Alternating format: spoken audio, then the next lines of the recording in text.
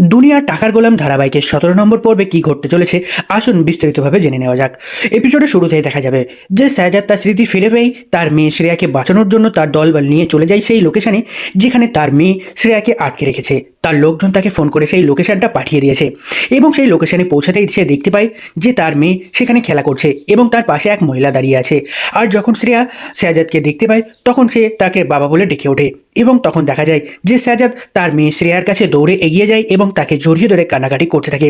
আর এদিকে শ্রেয়া তো তার বাবাকে দেখে খুব খুশি হয়ে যায়। অন্যদিকে তখন দেখা যাচ্ছে ঋতু বাড়িতে তার রুমে বসে কান্নাকাটি করছে। সে শুধু একটা কথাই ভাবছে যে হঠাৎ করে তার জীবনটা এমনভাবে তছনছ হয়ে গেল, সব কিছু ওলট পালট হয়ে গেল। সে তো আজকে সাজ্জাদকে তার মনের কথা বলবে ভেবেছিল, তার জন্যই তো সে আজকে তাকে ডেটে নিয়ে গেছিল। আর কি এমন ঘটে গেল যে কিছুক্ষণের মধ্যেই তার জীবন পুরো উল্টোপাল্টা হয়ে গেল। সে তখন মনে মনে ভাবে ওই ফতেমাকে যেভাবেই হোক ওই গোলামের জীবন থেকে সরাতে হবে। ওই ফতেমাকে সরাতে না পারলে ওই গোলামকে আমার থেকে দূরে নিয়ে চলে যাবে। অন্যদিকে রিশাদকে দেখা যায়, রিশাদ তো খুব টেনশনের মধ্যে পড়ে আছে। রিশাদ জানতে পেরে গেছে যে গোলামকে সাজ্জাদের লোকজন হাসপাতালে ভর্তি করেছিল এবং সেখানে গোলাম তার পুরনো হারিয়ে যাওয়া স্মৃতি ফিরে পেয়েছে। আর এই কদিনে যে স্মৃতিগুলো তার মনে ছিল, যে কাজগুলো সে করেছে, সেই ঘটনাগুলো ভুলে গেছে।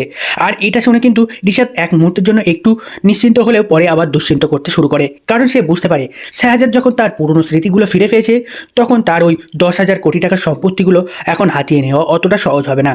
কারণ যখন তার স্মৃতি হারিয়ে ফেলেছিল, সে যখন গোলাম হিসেবে তার বাড়িতে ছিল, তখন তার সুযোগ ছিল তাকে ভুলভাল বুঝিয়ে সুঝিয়ে তাকে যে কোনো পেপারে সাইন করে নিয়ে যাওয়া যেত। কিন্তু এখন তো সাজ্জাদ তার হারিয়ে যাওয়া স্মৃতি ফিরে পেয়েছে। এখন কিভাবে সেই 10,000 কোটি টাকার সম্পত্তি সে নিজে হাতিয়ে নেবে সেটা নিয়ে সে টেনশন করতে থাকে।